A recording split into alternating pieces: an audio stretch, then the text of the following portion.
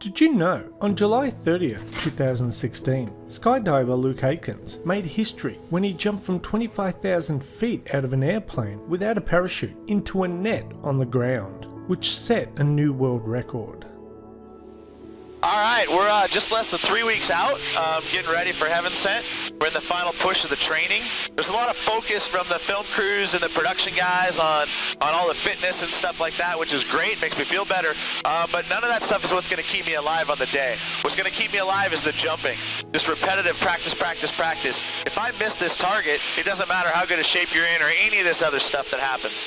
So hitting the target is the most important thing. Accuracy, accuracy, accuracy. Fighting the wind, countering the wind, all that stuff. The next thing is that rollover. I need to roll over about 200 feet. I'm going to be going about 120 miles an hour, and roughly 1 second before I impact, I want to flip to my back and land real nice. It's different than a stunt roll. I have to fly my body around. Now apparently, this was a big story at the time. It was even aired live on TV with the name of the show called Heaven Sent. But personally, I've never heard of it before. I just happened to come across his YouTube channel with videos of the jump. But before I show you the jump, let's quickly talk about who Luke Aikins is and how he prepared for the jump. Luke, who was 42 at the time of the jump, is a third-generation skydiver who has been skydiving since the age of 16 and has deployed a parachute more than 18,000 times over the course of his skydiving and base jumping career. Luke Aikins is also a safety and training advisor for the United States Parachute Association, where he provides advanced skydiving training to elite military special forces. So I think it's safe to say he is more than qualified to know the risks associated with such a jump.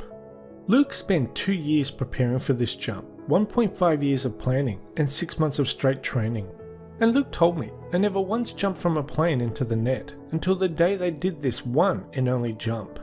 Now just to be clear, when Luke jumped from the plane, all he had was a GPS, a communication device, and an oxygen tank. What he didn't have was a parachute, a wingsuit, or anything else that might help him stop or slow his descent. After jumping out of the Cessna airplane at 25,000 feet, Luke quickly reached a terminal velocity of 120 miles per hour. Because Luke jumped from 25,000 feet, he had to wear an oxygen mask for the first 10,000 feet of the descent. After reaching about 15,000 feet, he passed off the mask and tank to a member of his support team who was skydiving next to him. Using his GPS and only the air currents around him, he lined up his fall to the center of a specialized 100 by 100 foot net, which was designed to stop Luke's fall as softly as if you were standing on a trampoline and merely dropped onto your back. The net, dubbed the fly trap, was suspended between the tops of 4 200-foot cranes. The netting itself is constructed from Spectra, which is a high-density polyethylene cord that is twice as strong as steel. When Luke reached about 200 feet above the net, or a little more than a second away from impact, he flipped onto his back and tucked his chin. Once Luke hit the net, 4 compressed air cylinders, which are connected to the netting via ropes and pulleys, slowed him down in the same way that you might catch an egg in your hand, by decelerating it gently over a distance. The total time from jumping from the plane to hitting the net took about 2 minutes. But when you were falling from 25,000 feet into a small net you can't even see from 25,000 feet, I bet it felt like a lifetime. Luke Aikins set a new world record performing this jump, and I bet you that's one world record that won't be beaten anytime soon. Anyway, that's the end of this video. Thanks for watching, and we'll see you next time. Bye bye.